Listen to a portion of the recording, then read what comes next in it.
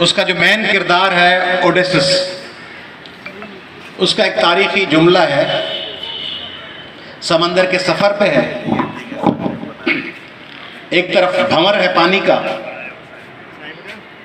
और दूसरी तरफ एक डायन है, समुद्री डायन है, स्काईलाइन।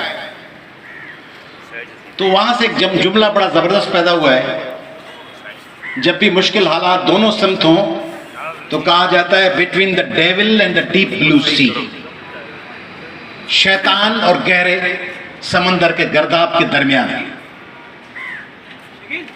दोनों तरफ मुश्किल हालात, दोनों तरफ चैलेंजेस, दोनों तरफ खतरा।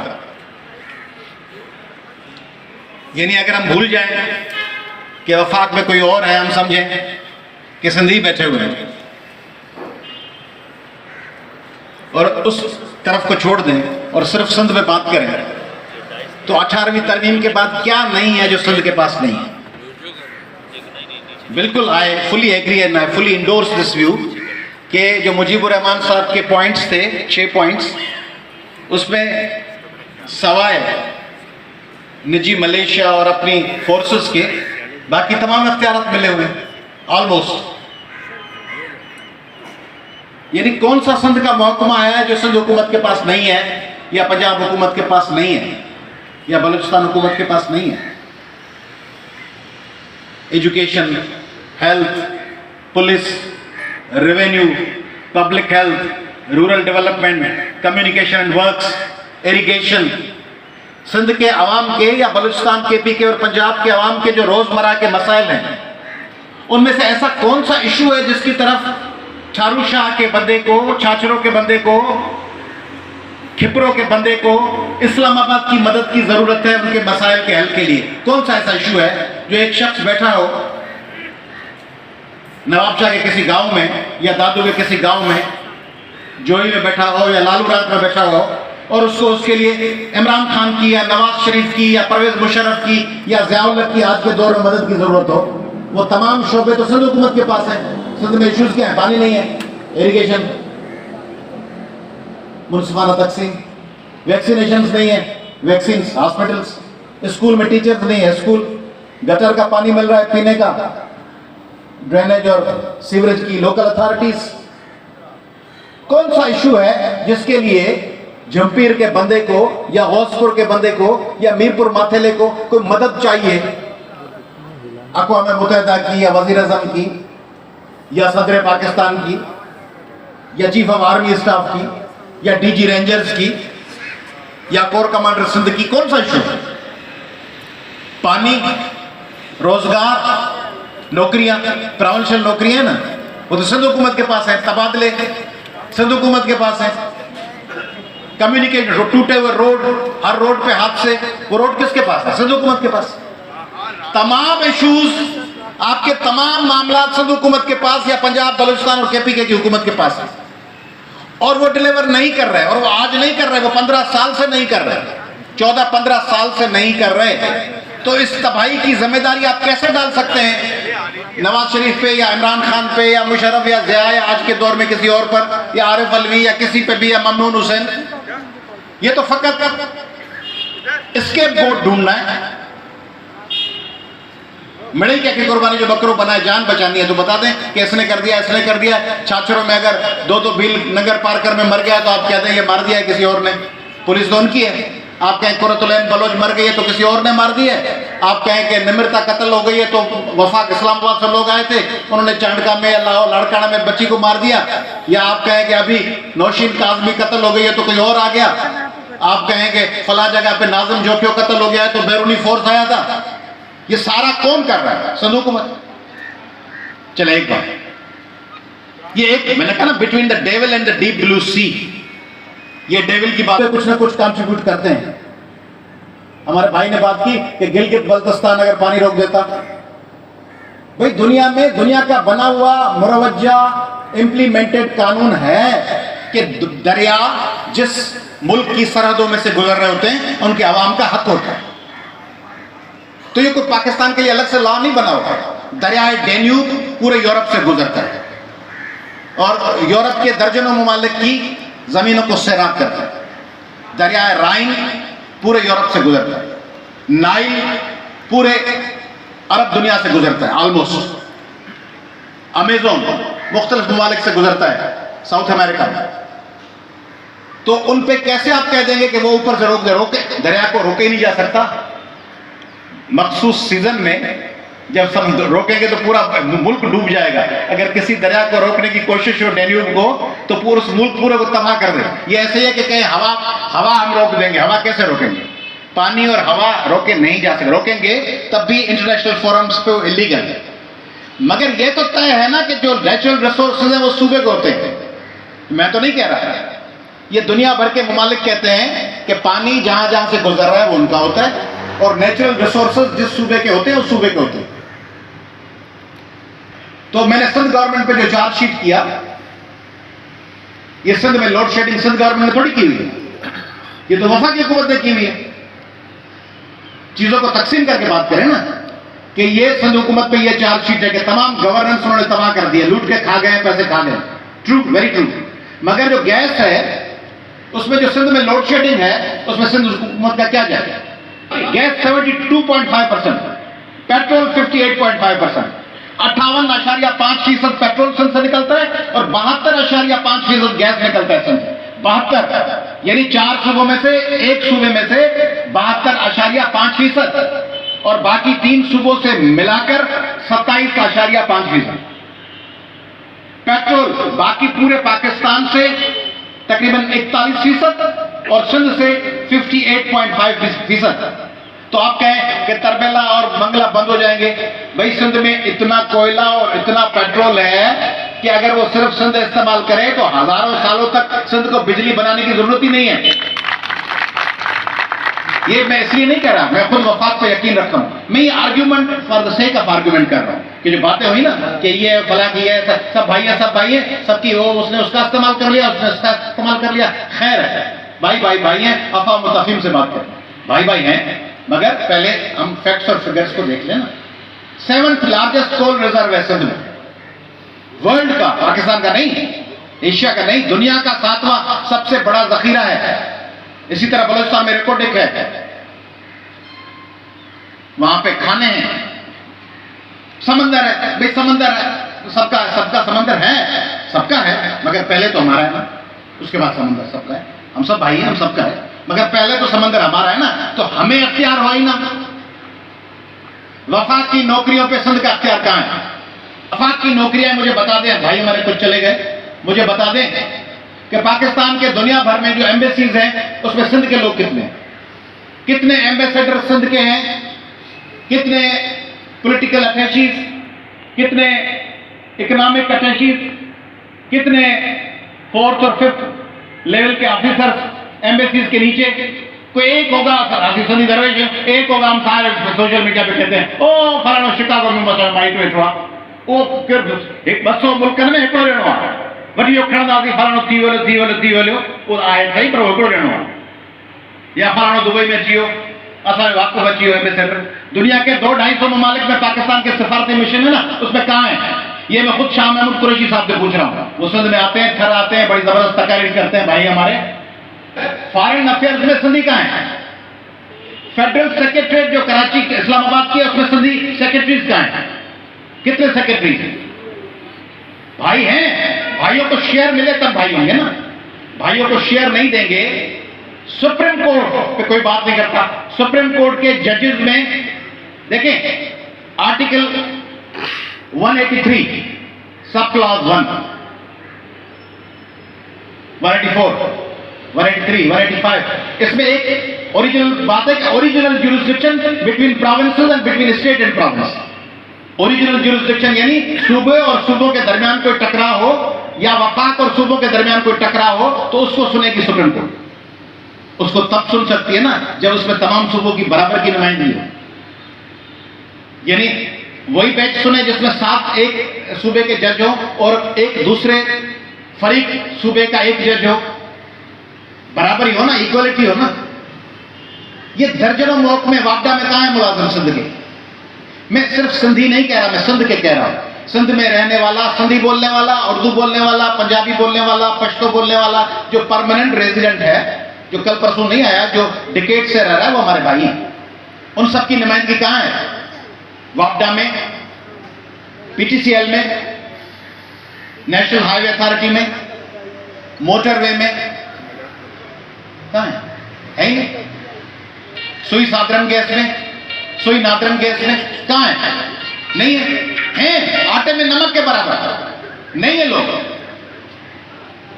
अभी माशाल्लाह 2 मेजर जनरल हुए हमारे, पहले बहुत पहले होने चाहिए थे हमारे मेजर जनरल। अभी भी अच्छा है कि 2 मेजर जनरल साहब हुए, नहीं तो कर्नल और ब्रिगेडियर से ऊपर लोग नहीं आते थे कई डिकेड्स तक। संधि लेफ्टिनेंट जनरल भी होना चाहिए, संधि एयरफोर्स का हेड भी होना चाहिए, सिंध का बंदा नेवल का, वो भी उतना ही मोहब्बे वतन है, उतने ही कॉम्पिटेंट है माशाल्लाह। आपने देख लिया सियाचिन पे, दूसरे जगहों पे सिंध के सोल्जर जिस हिम्मत से लड़े हैं वो मिसालें हैं।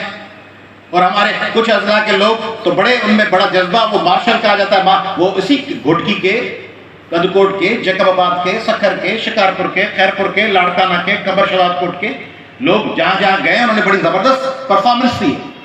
क्रिकेट की टीम है, कहां है खिलाड़ी? हॉकी की टीम है, कहां है खिलाड़ी? स्क्वाश में खिलाड़ी कहां है? पीएसओ में कहां है? स्टेट बैंक में कहां है? नेशनल बैंक ऑफ पाकिस्तान में कहां है? नीचे नहीं कह रहा कैशियर और क्लर्क सिंध के मटियारी में आप कैशियर बिठा दें, आपका अपना बंदा बैठा हुआ है। प्रेसिडेंट स्टेट बैंक के अब तो आईएमएफ को देने के लिए तैयार है, मगर किसी सिंध के बंदे को रखने के लिए तैयार नहीं है। नेशनल बैंक में, UBL, allied bank, Pakistan television corporation, PSO, intelligence bureau, इन इदारों में सिंध की नुमाइंदगी होनी चाहिए ना। सिंध के लोग बराबर के शेयर होल्डर हैं और पाकिस्तान हमारा मुल्क है, तो सिंध के लोगों को बराबर का शेयर मिलेगा। देखें, बंगालियों को अलग करने का फार्मूला कहां से आगाज हुआ? पाकिस्तान की जो हुकूमत आई, हुकूमत आते ही 75 साल गुजर गए, पुरानी दास्तानें हम सुन सुन के मजबूर हैं, क्योंकि उसी पे बुनियाद रखनी है। 1940 का रेजोल्यूशन है ना, उसमें क्या कहा गया? Autonomous and sovereign constituent units. Autonomous, खुद मुख्तियार और आजाद, इंडिपेंडेंट का, आजाद अलग मुल्क नहीं, कॉन्स्टिट्यूएंट यूनिट्स, खुद मुख्तार, अपना फैसला खुद करने वाले, इंडिपेंडेंट, ऑटोनॉमस, सोवरेन। 1940 का रेजोल्यूशन, उस पर अमल कहां हुआ? लियाकत अली खान साहब आए, वो दूसरे मुल्क में उनकी रिहाइश थी, इस तरफ आए, उन्होंने कुछ न कुछ काम कराची के कुछ इलाकों के लिए किया होगा, मगर फिर उनको मौका भी नहीं मिला।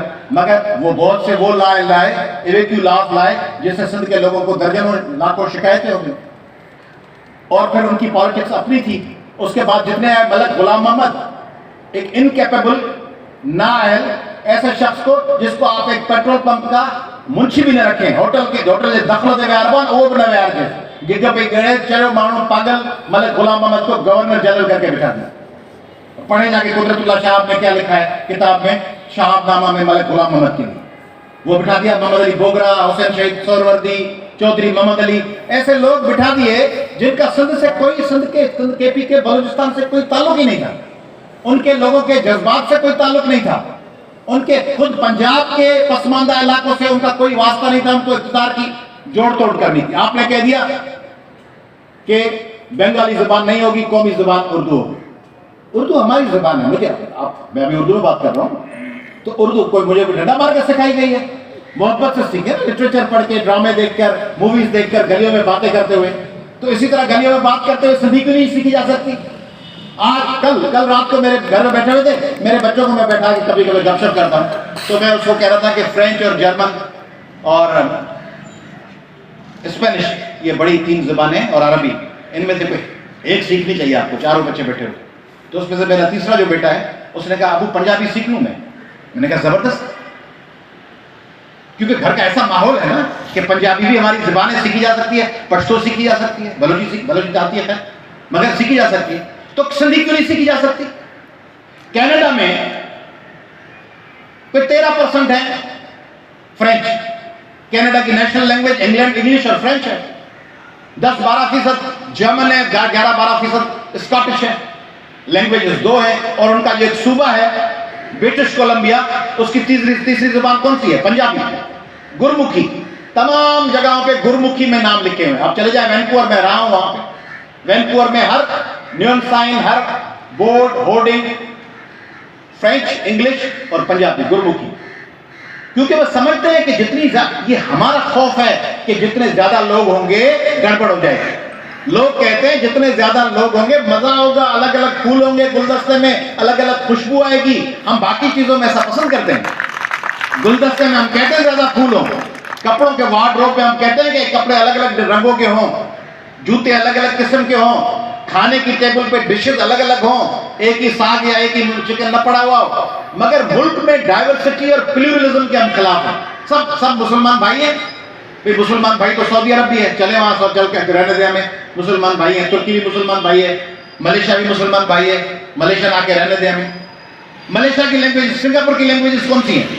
इतना सा मुल्क है, माले, चाइनीज और तमिल। माले, चाइनीज और तमिल सिंगापुर में बोली जाती है। स्विट्जरलैंड, फ्रेंच, जर्मन, इटालियन और रोमांश, 4 लैंग्वेजेस हैं। आपको तकलीफ होगी कि सिंधी, पंजाबी, पश्तो, बलोची अगर कौमी जबानें बन गई तो मसाला क्या मसला होगा? स्विट्जरलैंड से ज्यादा खुशहाल हैं आपके मसलों के पीछे चले जाएंगे। आप कनाडा से ज्यादा खुशहाल हैं कि तबाही की तरफ पीछे चले जाएंगे, क्या होगा? हम तो पहले ही तबाह बर्बाद होने के करीब जा रहे हैं हुक्मरानों की वजह से। तो अगर ये तमाम चीजें हमारे पास होती, लैंग्वेजेस होती, तो हम तो फ्लोरिश करते, हम तो फैलते। एक भाई ने और बात की कि सही आप सब दूर से आए हैं, कोई बलोच भी पता नहीं कहां से आए हैं, सैयद भी पता नहीं कहां से आए हैं, और समाज भी। ऐसे तो भाई फिर इंग्लैंड और पंजाब और जर्मनी और फ्रांस में भी आप कहेंगे ना, सब लोग अफ्रीका से आए, क्योंकि ह्यूमन एवोल्यूशन में पहला जो इंसान ये इर्तिका हुई वो अफ्रीका के कॉन्टिनेंट में हुई थी। तो फिर तो सारी दुनिया में जो लोग कहेंगे वो अफ्रीका से आए हैं, तो फिर हम कहेंगे सब अफ्रीकन है। देखा यह जाता है कि कितना अरसा हो गया, प्लस उनका इंटरेस्ट जुड़ा हुआ है उस सूबे से। सिंध के पानी की किल्लत पे जो सिंध के लिए आवाज बुलंद करेगा वो सिंधी है। सिंध के पानी पे जो आवाज बुलंद करेगा, लाताल्लुक पानी तो सिंध को, जब दरियाए सिंध में पानी आएगा तो वो कराची भी आएगा ना। तो आप, अजीब बात नहीं है कि आप कह रहे हैं कि मेरी टोटी में पानी दे, ऊपर टंकी बंद कर देना। मेरी टोटी में, मेरे नलके में पानी, टेप में पानी खोल दे, कराची का पानी हो, ऊपर टैंक खाली कर दे। टैंक खाली हो जाएगा तो कराची को पानी कहां से मिलेगा? जब आप दरियाए सिंध में पानी रुकवा देंगे चश्मा जहलम और तौसा पंजत के जरिए और कालाबाग और दूसरे डैमों के जरिए, और फिर आप कहें कोटरी बैराज पे पानी नहीं होगा तो कींझर गुजो कैनाल कहां से पानी लेगा? और कलवी बगाड़ फीडर से कहां से आएगा? हालेजी और कींझर में कहां से पहुंचेगा जो कराची में आएगा? अजीब मंतक नहीं है कि बाकी सिंध को पानी मिले ना मिले, यहां के पानी से हमारा वास्ता है। गैस और पेट्रोल सिंध से वास्ता नहीं है। एक और काम सेट है, वो भी भाई ने कहा, कराची टैक्स देता है। हमारे बहुत से भाई बोलते हैं, अभी वो आज उनमें से कुछ नहीं है, तो कराची टैक्स देता है। दादू गए में टैक्स देता हूं। दादू के शहर में जो चीजें दादू के बाजार में बिकती हैं वो आती कहां से? दादू की गली में पैदा होती है क्या? वो कोई जोही से आती है, कोई सीता से आती है, कोई राधर से आती है। वो दादू में जितनी चीजें बिकती हैं, कोई बेहड़ से आती है, खैरपुर नाथन शाह से। दादू की 3 गलियों में से लाखों रुपए का टैक्स पैदा। बाबा दादू की मार्केट में जगह मच्छी बचे थी, सब दादू ने घिची में मच्छी को पता थे। वो दादू के आसपास से घिटन, आसपास से शहरन के वाहन पे मरे थी। तो कराची में जो पेट्रोल यहां से जाता है तो वो पेट्रोल आते कहां से? रणछोड़ लाइन से पेट्रोल निकलता है ना, नासिराबाद से निकलता है, क्लिफ्टन डिफेंस 5 से पेट्रोल निकलता है। निकलता कहां से? निकलता है थानो बुला खान, थानो अहमद खान, बदीन, डहर की, घोट की। गैस कहां से निकलती है? हैदराबाद, बदीन, सांगड़, खैरपुर। गैस वहां से आती है। आप कहें एक मुंशी बैठाओ टाल प्लाजा पे, एक मुंशी पर्ची काट रहा हो और वो कहे कि ये सारा माल जो कराई जा रहा है ये मेरा है। बहुत तू पर्ची वेठो कटी, गाड़ियों बे पास है जो अचन, तू पर्ची वेठो कटी, तू पर्ची काट रहे हो। पर्ची काटने से तुम पैदा नहीं कर रहे, आपके पास से ये गाड़ियां गुजर रही हैं, आप पर्चियां काट रहे हैं। तो टैक्स जो दे रहा है 70% वो सिंध दे रहा है। हैदराबाद नहीं दे रहा, लाड़काना, सखर, शिकारपुर नहीं दे रहे, कराची भी नहीं दे रहा, बदीन और छतरा भी नहीं दे रहा। 70% टैक्स सिंध दे रहा है। ये समझने की बात है। आज अगर दोस्त होते तो मैं उनको बताता, आर्गुमेंट ऐसे करें जो आर्गुमेंट फील्ड में खड़े हो सके। 70% टैक्स सिंध देता है, क्योंकि पेट्रोल, गैस, चरागाहें, फसलें, गंदम, गन्ना कोई कराची में पैदा होता है, ये शुगर है। गंदम कोई कराची में पैदा होती है या हैदराबाद में पैदा होती है या लाड़काना में पैदा होती है? लाड़काना सिटी में पैदा होती है क्या गंदम और कपास और गन्ना? कहां पैदा होते हैं? आसपास के देहातों में। लाड़काना में बिकने के लिए आ जाएंगे, तो लाड़काना बेचने की वजह से उस सबका मालिक हो गया। ये गलत एक कॉन्सेप्ट है, इसको दुरुस्त करने की जरूरत है। फेडरेशन का बुनियादी कॉन्सेप्ट है क्या? फिटस लेटर है, एग्रीमेंट। रशिया और जर्मनी के दरमियान सुलह हुदैबिया मुआहदों पे लोग अमल करते हैं। 1940 की करारदाद भी एक मुआहदा था, 18वीं तरमीम भी एक मुआहदा है तमाम सूबों के दरमियान, और फेडरेशन भी एक मुआहदा है। इस फेडरेशन के मुआहदे में सिंध के लोगों को अपना हिस्सा दें, और फिर आपको तो पता है ना, हम उन लोगों में से जो समझते हैं कि पाकिस्तान होना चाहिए, हम उन लोगों में से जो समझते हैं कि एक ये दौर छोटे छोटे टुकड़ों का नहीं है, एक बड़ा मुल्क हो बराबरी की बुनियाद पर। एक बड़ा कामयाब मुल्क तब होगा जब छोटा नहीं होगा, बड़ी साइज में होगा, क्योंकि हम ये नहीं चाहते कि एक छोटा सा सूबा हो सिंध जितना, वो मुल्क बन जाए और उस मुल्क में बैठे हो हमारे ये सिंध वाले साहब, जिसकी चाहे जमीन पे कब्जा कर लें, 1000 एकड़ इसके ले लो, 500 एकड़ इसके ले लो, पेट्रोल पंप इसका ले लो, जज अपनी मर्जी से बना लो, जो न माने उस जज को मरवा दो, जो आईजी न चाहे उसको तबादला कर दो, जो आईजी आए उसको गिरफ्तार कर दो। यहां तो ये होता ना, अगर बड़ा मुल्क ना होता, सुप्रीम कोर्ट नहीं होती, पार्लियामेंट नहीं होती, तो हम सबको घरों से निकाल के फेंक देते, ये सिंध के हुक्मरान वो बैठे होते। तो हम चाहते हैं बड़ा मुल्क हो, मगर इन सिंध के हुक्मरानों को हमारे सर पे मुसल्लत किसने किया? फेडरेशन। भुट्टो को फांसी चढ़ाने की क्या जरूरत थी? भुट्टो को सिंध के लोगों ने फांसी नहीं चढ़ाया ना, फेडरेशन के रिप्रेजेंटेटिव लोगों ने चढ़ाया ना। भुट्टो को फांसी न चढ़ाते, मजलूम न बनते, बेनजीर कत्ल न होती, मजलूम न बनती पीपुल्स पार्टी। नैब के मुकदमे कौन से बंदे को आपने सजा दी है, कन्विक्शन की? फकत टूल के तौर पे यूज करते हैं, गिरफ्तार कर लेते हैं, उनसे अपनी बातें मनवाते हैं, 500, 1000, 1500, 2000 एकड़ जमीन और वसाइल ले लेते हैं, वो पीछे हट जाते हैं, फिर उनको छोड़ देते हैं, दिखाते हैं FIR, फिर बंदे को गिरफ्तार करते हैं, फिर उसको बेल मिल जाती है, और फिर वो जस्टिफाई हो जाता है मजीद करप्शन के लिए, और फिर वो वजीर भी बन जाता है, और फिर वो लूट रहा होता है। आप कहते हैं नेब ने अपना घेरा तंग कर दिया, वो अखबार की शहर सुर्खी होती है, 4 दिन के बाद बंदा भूल जाता है कि वो नेब का जिसके खिलाफ घेरा तंग हुआ था, वो तो घूम रहा है मजे से, वो तो वजीर बना हुआ है, वो तो नुमाइंदा बना हुआ है, वो तो पैसे कमा रहा है। तो किस कन्विक्शन किसकी हुई? टेररिज्म में किसको सजा आई? आपने वो बल्दिया फैक्ट्री वाले मुकदमे से भी 1-2 बंदा बाज़त बरी हो गया, लोगों को जिंदा जलाने पे भी बाज़त बरी हो गए। आप कहेंगे कि अदलिया आजाद है, अदलिया आजाद तो है, मगर वो जज साहबान तो दूसरी बातें कर रहे हैं, साकिब निसार साहब और शमीम साहब और दूसरे। तो अगर चाहते तो उनको सजा भी हो सकती थी, सजा तो नहीं हुई। तो यानी दहशतगर्दों को आजाद करवाने की कोई पॉलिसी है क्या? करप्ट लोगों को आजाद करवाने की कोई पॉलिसी बनाई हुई है कि करप्ट जितना बंदा हो उसको आजाद कर दें, जो दहशतगर्द हो उसको, अब फिर उनको ऑर्गेनाइज कर रहे हैं। सिंध के लोग नहीं समझ रहे क्या? सिंध के लोग समझ रहे हैं कि किस तरह मुलाकातें हो रही हैं, किस किस को बुलवाया जा रहा है, किस किस तरह पीठ थपकी जा रही है। देखें, पीपुल्स पार्टी के खिलाफ जदोजहद करें, सिंध के लोग आपके साथ होंगे, वो तंग है। मगर आप कहेंगे कराची में कब्जा हो गया, तो ये आप पूरी जो सिंध के लोग हैं जिनका ये वतन है उनको टारगेट करें। आपको बात ये करनी चाहिए कि करप्ट लोगों का सिंध की हुकूमत पे कब्जा हो गया, या वफाक पे कब्जा हो गया, या फला जगह हो गया, हम माने। अभी हमारे एक भाई ने बात की कि आइलैंड सिंध हुकूमत देगी। सिंध हुकूमत को इख्तियार है कि आइलैंड देने का? नहीं है। आइलैंड सिंध हुकूमत के नहीं है, कारूंझर पहाड़ सिंध हुकूमत का नहीं है, ये जमीन है, ये वसाइल सिंध हुकूमत के नहीं है भाई, ये हजारों सालों से सिंध के बाशिंदों के और आइंदा हजारों सालों तक जो पैदा होंगे उनके हैं।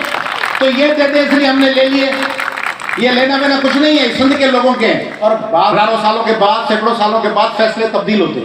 तो ये आप कहते हैं कि हमने दे दिया, उसने दे दिया, लूट का माल नहीं है सिंध के वसाइल, हम सबके हैं। आप फेडरेशन मजबूत तब होगी जब बराबरी होगी।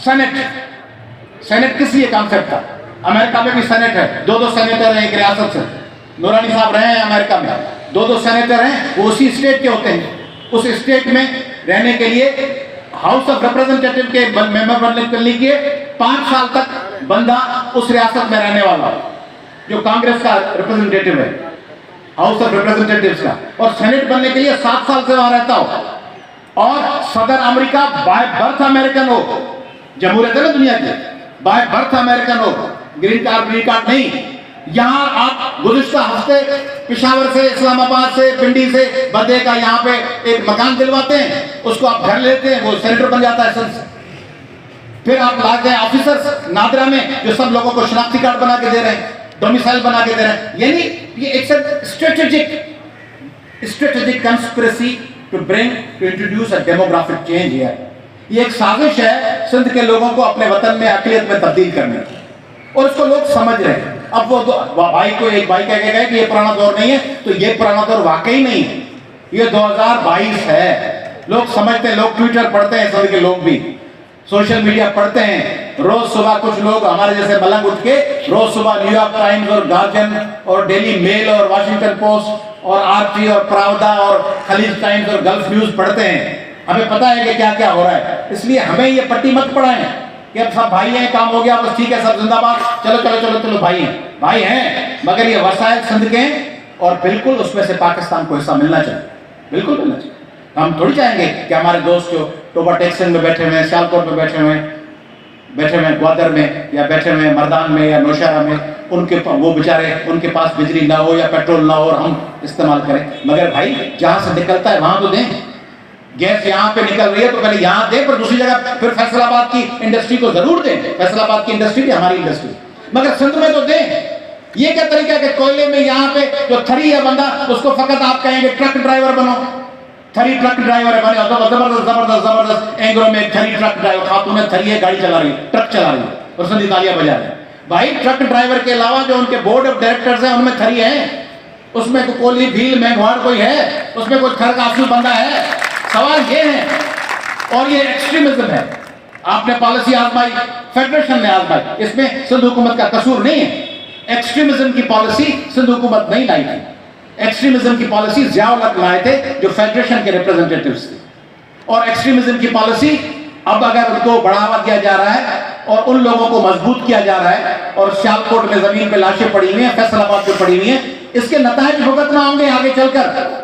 FATF में आपको नतायज भुगतना पड़ेंगे, आपके लिए मसाइल पैदा होंगे। आप नहीं समझ रहे, आर्जी तौर पर आप काम चला लेते हैं, आज काम चला लो, कल की बात कल देखेंगे, कल की बात कल नहीं देखी। लतीफ साईं सिंधी में चेवा तो शायरी में अखर अॻियां उभरी वागू थी वरियाम, जो मैंने आज जुमले कहे थे कल परसों, वो एलिगेटर्स बनकर, वो मगरमच्छ बनकर, वो मेरे अल्फाज कहे हुए मुझ पे हमला हो रहे हैं। तो ये जो आप आजकल कर रहे हैं, जो पिछले दिहाइयों में किया, उसका अभी आप काट रहे हैं उसकी फसल। अब फिर आप चंद चीजों को आप स्ट्रेंथन कर रहे हैं। कुछ को आपने पड़ोसी सूबे में लगा दिया है, कुछ शहरों में कि वो 500, 1000, 5000, 10,000 के जुलूस निकल रहे हैं। कुछ को यहाँ आपने सिंध में लगा दिया है कि वो भी 5-5, 10-10, 15-15, 20-20 हजार लोगों के जुलूस निकालें। हम देख रहे हैं, हम समझ रहे हैं सिंध के लोग कि ये सारे इंजीनियर्ड हैं, इन सबको काम से लगा रहे हैं। कोई कह रहा है कराची में कब्जा नामंजूर, इन सब में आप इनको ऑक्सीजन दे रहे हैं, आप इनको तैयार कर रहे हैं। ऐसा मत करें, इसके नतायज आखिर में हमें तो काटने पड़ेंगे, इस मुल्क को काटने पड़ेंगे। इसलिए ये हरकतें बंद करें। ये आज बड़ा जबरदस्त मौजूद था, आज बहुत बातचीत हो सकती थी मगर बहुत देर हो गई है। ये बातें हमें आप एक दूसरे से करनी चाहिए, मगर ये बातें मैं आई वुड सेकंड के ये बातें इस्लामाबाद में करनी चाहिए, लाहौर में करनी चाहिए। लाहौर पंजाब में बसने वाले, पंजाब में हजारों लाखों लोग हैं जो हमारे इस मौक़िफ़ को सपोर्ट करते हैं। पंजाब के सारे लोग कोई रूलिंग क्लास नहीं है, पंजाब के पश्तूनख्वा के लाखों लोग हैं जो समझते हैं कि सिंध के साथ भी इंसाफ होना चाहिए। और उर्दू बोलने वालों में भी ऐसे लोग हैं लातादाद जो समझते हैं कि सिंधी और महाजर भाई हैं, जिनको साथ चलना है। मैं काफी वक्त से कैंपेनिंग कर रहा हूँ, सिंधी और उर्दू बोलने वालों को साथ रहना है, मगर वो तब होगा जब सिंधी लोग उर्दू बोलने वालों के इलाकों में तरक्याती कामों के लिए, उनके सहूलियात के लिए आवाज बुलंद करें। और उर्दू बोलने वाले भाई सिंध के पानी के लिए, सिंध के कोयले के लिए, सिंध के वसाइल के लिए, सिंध में तरक्की के लिए, भाई मेरे आपको तो आवाज और बुलंद करनी चाहिए। सिर्फ महाजर नहीं, कराची में बसने वाले सिंधी और उर्दू दोनों को बोलना चाहिए कि कंदकोट को फैसिलिटी दो। आपको कहना चाहिए शिकारपुर को दो, आपको कहना चाहिए कि दादू को दो। क्यों? उनके मफाद में नहीं, अपने मफाद में। वहां तरक्की देंगे तो लोगों का इन्फ्लक्स नहीं होगा यहाँ पे। वहां अगर अच्छी हॉस्पिटल होगी तो यहाँ लोग नहीं आएंगे। वहां अच्छी यूनिवर्सिटी होगी और वहां रोजगार होगा, वहां इंडस्ट्री लगेगी खैरपुर में और नवाबशाह और दादू में, तो लोग नौकरियों के लिए नहीं आएंगे। अपनी तख्तगाह में अगर आए तो वेलकम, क्योंकि उनकी तख्तगाह है अपनी, हजारों सालों से कराची सिंध की तख्तगाह है। मगर अगर वहां पे होगा तो वहीं रहेंगे। इसलिए आप सबको आवाज बुलंद करनी चाहिए, और मैं आवाज बुलंद करता हूँ आपके तवज्जुह से कि कराची में लोकल गवर्नमेंट सिस्टम और पूरे सिंध में, मगर सिंध की तख्तगाह कराची में बड़ा शहर है, बहुत ऑर्गेनाइज लोकल गवर्नमेंट सिस्टम होना चाहिए।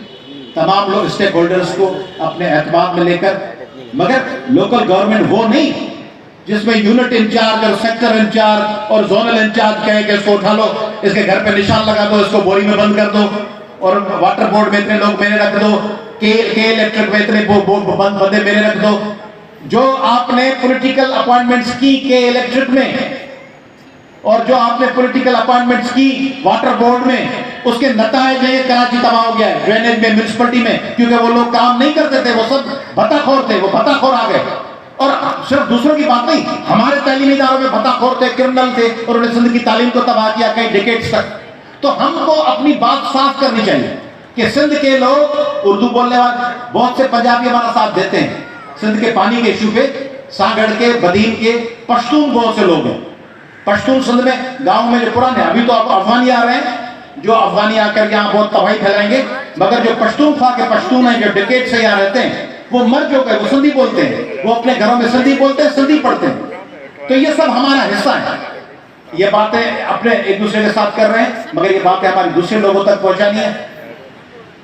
फैज के अल्फाज में आपसे इजाजत देता हूं कि नहीं निगाह में मंजिल तो जुस्तजू ही सही, नहीं विसाल मुयस्सर तो आरज़ू ही सही, न तन में खून फराम न अश्क आंखों में, नमाज शौक तो वाजिब है बेवजू ही सही।